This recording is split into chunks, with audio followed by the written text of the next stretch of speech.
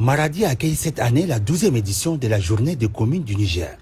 Dès la première journée, les travaux ont été marqués par plusieurs communications, des échanges et des distinctions en présence des membres du gouvernement, des administrateurs délégués et des participants venus de 8 régions du pays. Les activités ont débuté par une présentation de l'état général des communes du Niger.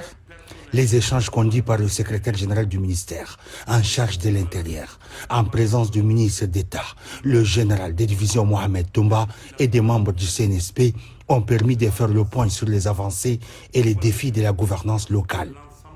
Le directeur général de l'AMFIC a ensuite présenté la situation du financement des collectivités territoriales en expliquant les mécanismes d'appui aux communes et les efforts engagés pour accompagner leur développement. L'un des moments forts de cette journée a été la remise des distinctions aux meilleurs administrateurs délégués de l'année 2025. 3 communes ont été récompensées. Gidan Amoun dans la région de Maradi, Rumbu également dans la région de Maradi et Bambay dans la région de Tawa.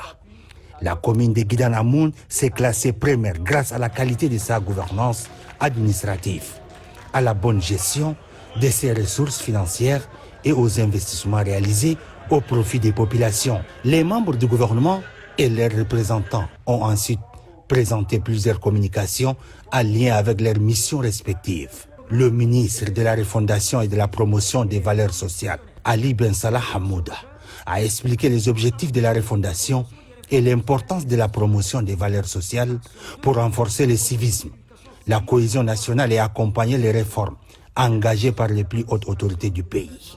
Le représentant du ministre de la Justice, garde des Sceaux, est revenu sur le rôle de la justice dans le contexte de la refondation.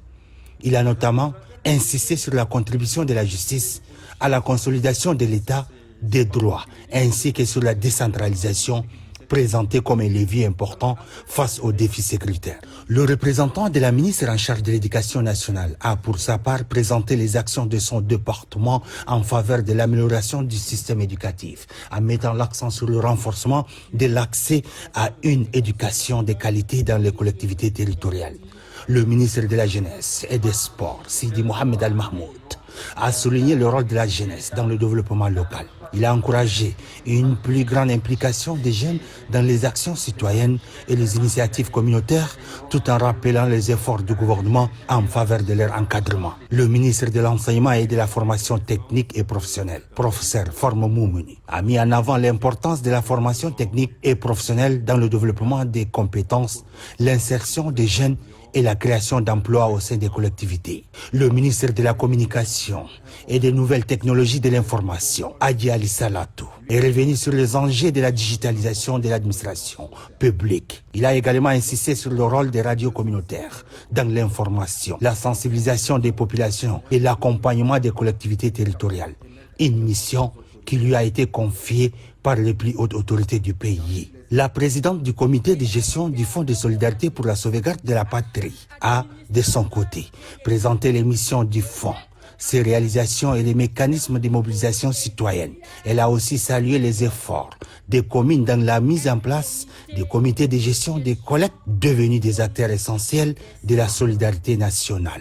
Les administrateurs délégués des 8 régions ont enfin exposé leurs préoccupations, partagé leur expérience et formulé plusieurs doléances afin de bénéficier d'un accompagnement renforcé pour mieux répondre aux attentes des populations. Cette première journée de la 12e édition de la journée des communes du Niger aura permis d'évaluer les progrès réalisés, d'identifier les défis à relever et de renforcer le dialogue entre les autorités nationales et les collectivités territoriales. Des échanges qui traduisent la volonté commune de bâtir des communes plus performantes au service du développement local et du bien-être des populations.